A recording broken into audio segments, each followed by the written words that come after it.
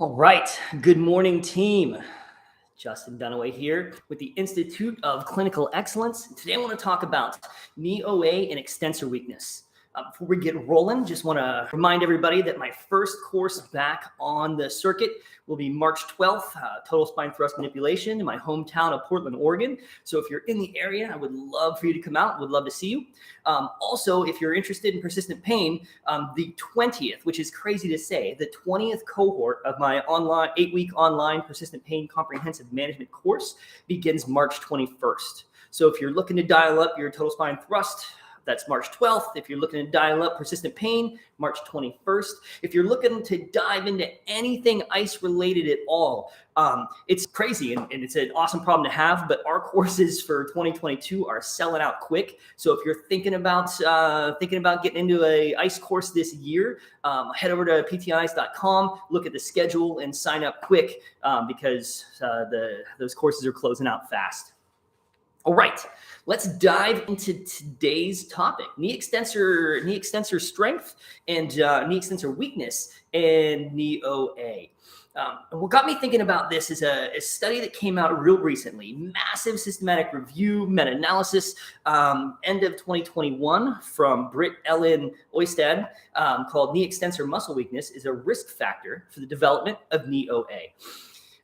And this has been getting a lot of interest in the conservative management circles. But basically, it was a systematic review meta-analysis that looked at over 46,000 humans, or studies that looked at over 46,000 humans.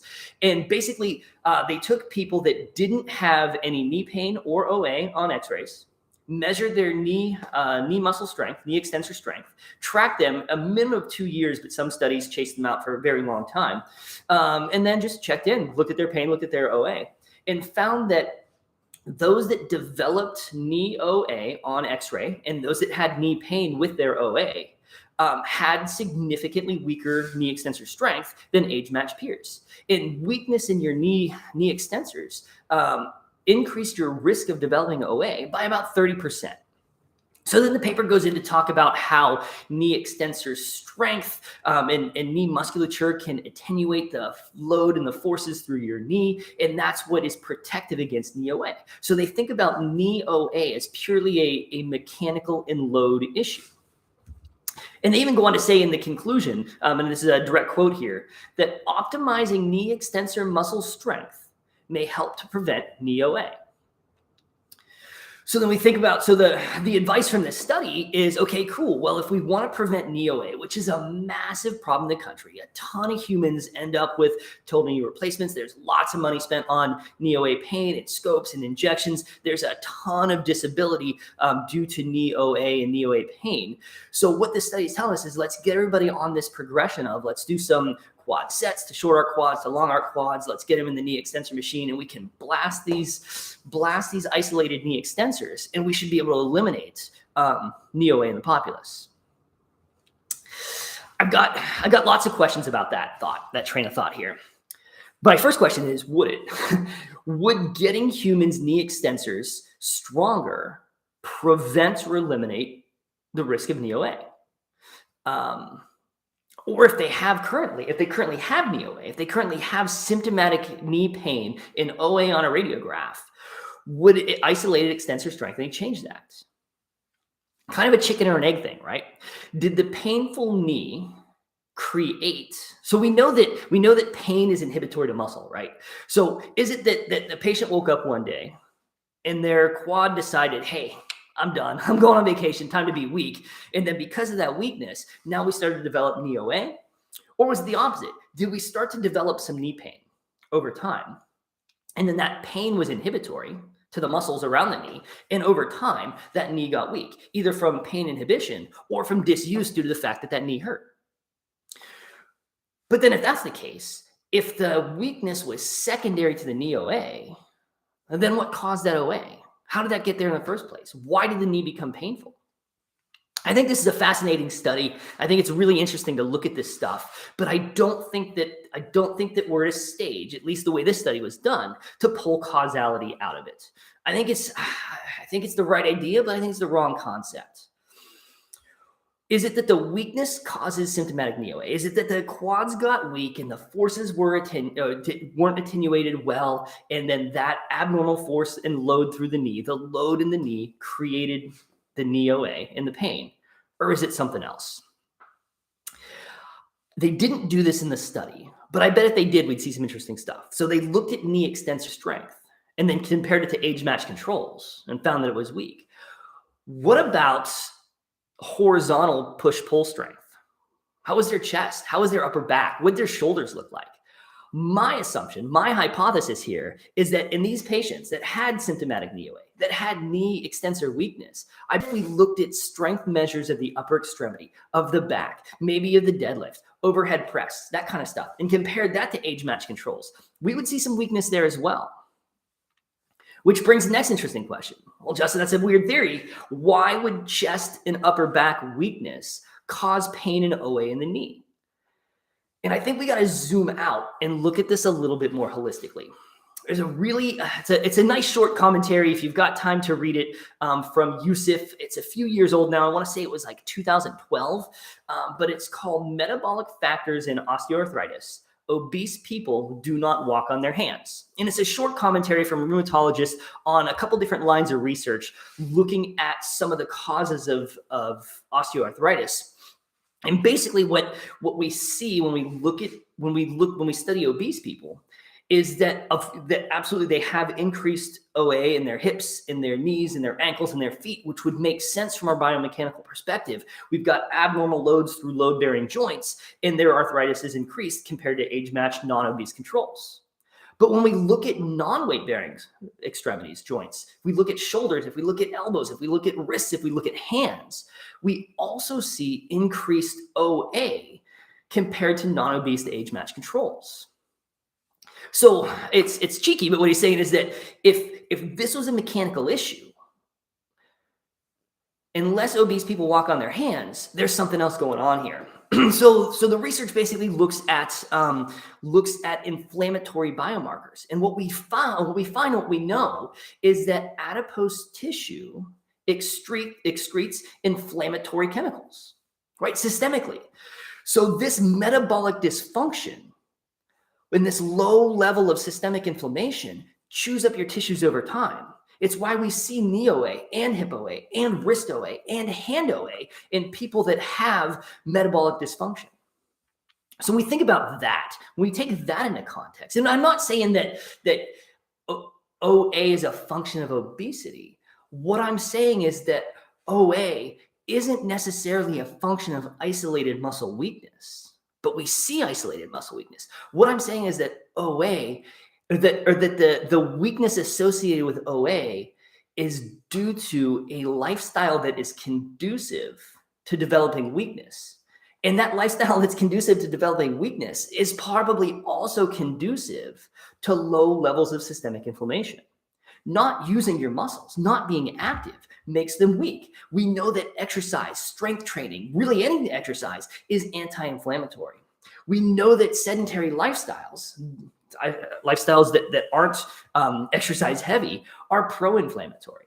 In that we can couple that we know that poor diet tends to be inflammatory, that sleep dysfunction tends to be inflammatory, that stress dysfunction tends to be inflammatory. Lifestyles that are pro-weakness are pro-inflammation. Humans that have resting levels of systemic inflammation chronically, that's an environment that's pro-OA. This is really important because when we think about OA as a metabolic dysfunction and we read this study would say, okay, let's go out and strengthen those extensors so we can change the load through the knees.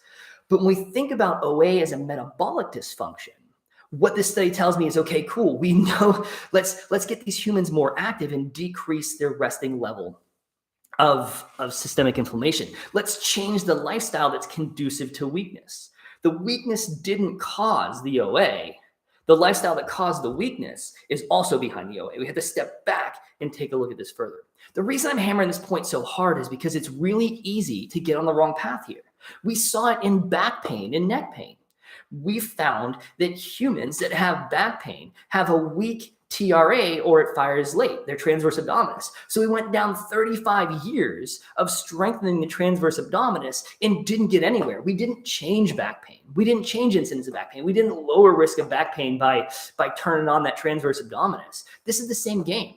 I'm not saying that isolated knee strengthening isn't important. It is important. We should have really strong quads. What I am saying is that that's not the cause and that's not the answer. We can't spend 30 years. We can't take knee OA and spend an entire incidence of care running through an isolated quad progression and think that that's going to change anything. This is a lifestyle dysfunction. So we think about that.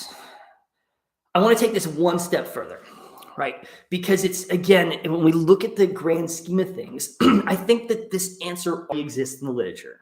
We know that we know that it doesn't work if we kind of make the leap and compare it to treating backs with transverse abdominis stuff. But the other piece of the literature that I think helps kind of bring all this into context is the lines of research that look at longevity in older adults. And what we find is that grip strength correlates and predicts all-cause mortality.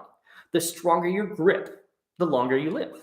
If you've got a weak grip, or if you have it, or if you track a decrease in grip strength over time, those things are predictive of all-cause mortality. But again, what you can't do is say, okay, cool. Well, I'm gonna go onto the Kings of Crush website, get myself some iron grippers, and I'm gonna train grip 3 times a day every day, and I'm gonna live forever.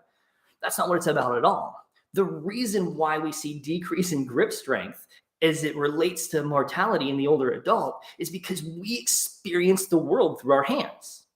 And if we're out in the world doing things, we maintain our grip strength because we're using them. If we start to become sedentary, if we start to retract from the world, if we start to become isolated, we use our hands a lot less and they become weak. And I guarantee you that if instead of just looking at grip strength, but we looked at total body strength, we looked at deadlift strength, we looked at squat strength, we looked at push-pull strength, we would see the same thing. The weaker the human, the more predictive that is of all-cause mortality, not because strength makes you live longer, but because of the lifestyle that is conducive to weakness, is conducive to systemic inflammation. So here's the bottom line, team. Systemic OA or symptomatic OA is a lifestyle dysfunction. So when we think about, we want to think about this 2 different ways. We want to think about the patient that has painful OA in any body part, and we want to think about the prevention of OA in general. From a treatment perspective, when the human walks in the door, we need to deep dive into that human and look at all of the factors that can contribute to systemic inflammation. What's their diet like? What's their sleep like? What's their general activity like? Do they do high intensity exercise? Do they run? Do they lift weights? Do they have a nice balanced combination of these things? Do they sleep well? Do they have a mental health routine? Do they have social connection? Are they sedentary? How much time do they sit during the day versus stand during the day? How many steps do they get a day? What does their lifestyle look like? Find the dysfunction and change it. If we want to prevent OA, that doesn't really happen one-on-one in the clinic. A little bit, but not really. The prevention of OA is a public health initiative. It's finding specific points in where we can educate humans in large quantities across all stages of life, maybe starting in school, middle school, high school, letting humans know that that exercise isn't just about looking good and feeling good. It's not just about sports. It's not just about being strong. It's not just about any of the stuff that we tend to think about, but it's about long-term health. It's about the prevention of OA. It's about the prevention of all these diseases. And we can educate humans on this early in life, middle in life, late in life, at all stages across the game. But to prevent OA, this is a lifestyle education public health initiative. So at the end of the day, team, it lives here. OA is a lifestyle dysfunction primarily. Yes, there's some mechanical stuff in there. And yes, there are studies that say elite athletes have a little bit more OA than hobbyist athletes, but hobbyist athletes have less OA than sedentary people and elite athletes. Like there's a little bit of a load component, but for the mainstay, for our humans across the board, for the people that we encounter every day, it isn't about isolated strength. It's about whole body health. All right, team, thanks for listening. Hope you enjoyed this episode. Make sure you tune in tomorrow. If you're interested in jumping into some ICE courses, make sure you check out the website, look at what find the course you're looking for and sign up quick, because again, they are selling out fast. If you have any questions about this, feel free to contact me. Have an awesome day in the clinic, everybody.